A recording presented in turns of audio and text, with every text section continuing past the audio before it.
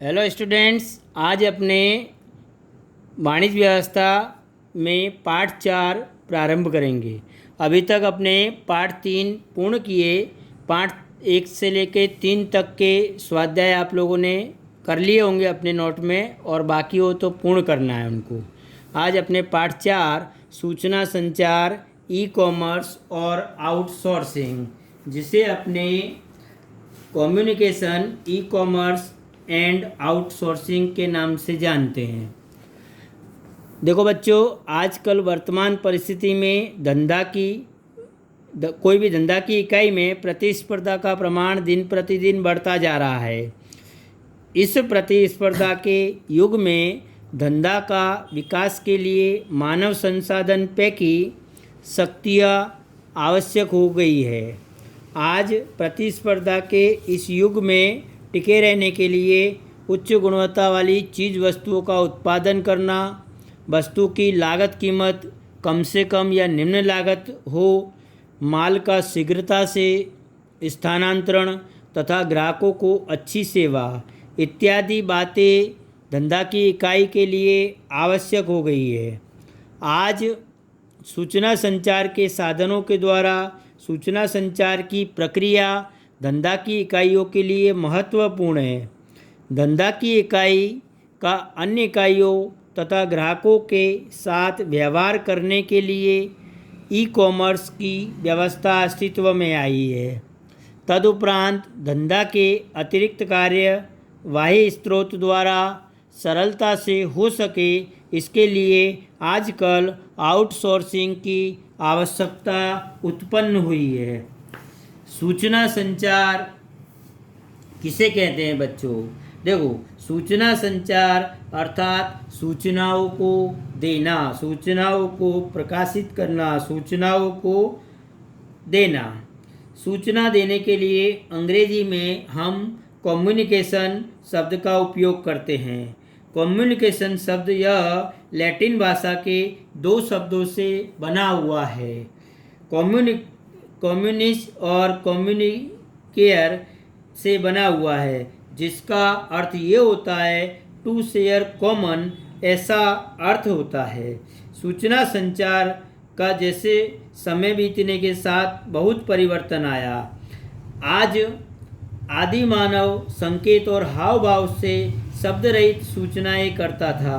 तत्पश्चात बोली के रूप में अलग अलग भाषाओं का उपयोग सूचना संचार में होने लगा, परंतु विज्ञान और टेक्नोलॉजी के विकास के परिणाम स्वरूप भाषा और संज्ञाओं के उपयोग से विविध माध्यमों के प्रसारण माध्यमों के द्वारा सूचना संचार आजकल तीव्र और सरल बनता जा रहा है।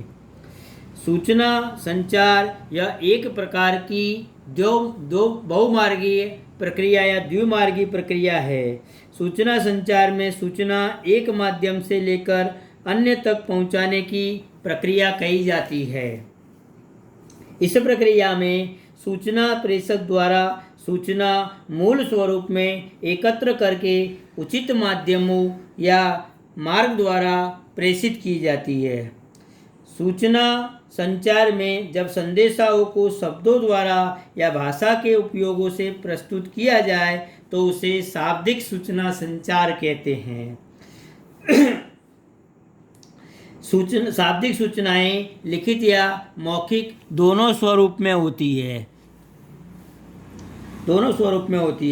शाब्दिक सूचना संचार में शब्दों का उचित पसंदगी और वाक्य में उनका स्थान महत्वपूर्ण स्थान रखता है। इसलिए संदेश की रचना करते समय keep it short and sweet के सिद्धांत का अनुसरण करना चाहिए। संदेश संक्षिप्त और सरल से सरल होना चाहिए, जिससे अच्छी से अच्छी सूचनाएं प्रेषित की जा सके। सूचना संचार में शब्द रहित यदि सूचनाएं भेजी जाए या प्राप्त की जाए तो उसे शब्द रहित सूचना संचार कहते हैं।